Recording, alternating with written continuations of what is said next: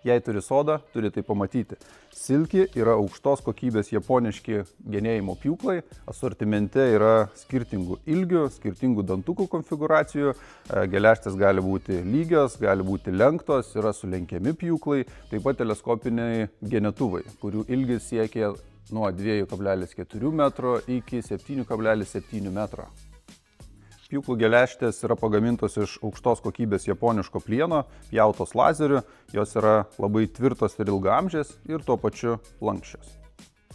Kaip teisingai pasirinkti jums tinkamą pjūklą? Visų pirma, jeigu ketinate dažnai transportuoti vežiotis, galbūt kuprinėje ar kišenėje, tuomet rinkitės atlenkiamą pjūklą.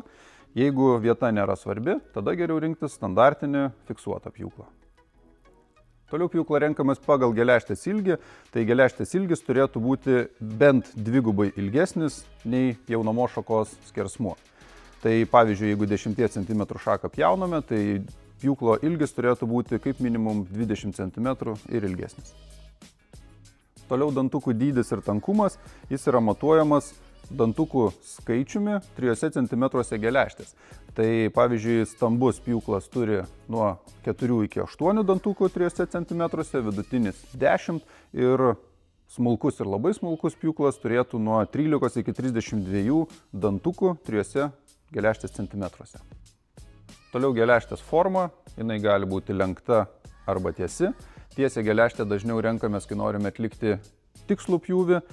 Lenkta geležtė puikiai padeda greitai ir efektyviai pjauti nepatogiose pozicijose, kai mes pjauname virš pečių arba žemiau kelių. Jeigu reikalinga genėti aukštus medžius, renkamės aukštapjovę. Kaip ir minėjau, aukštapjovė ilgiai nuo 2,4 metro iki 7,7 metro. Tad su tokia aukštapjove pasieksite net aukščiausios viršūnės. Taip pat Silki asortimente yra jau paruoštas genėjimo rinkinys. Jį sudaro sekatorius ir atlenkiamas genėjimo pjūklas, įrankiai patalpinti į patogų dėklą, kurį galima tvirtintis prie diržo ir kibti į darbus. Visų Silki pjūklų geležtės yra keičiamos, jas galima įsigyti kaip atsarginės detalės.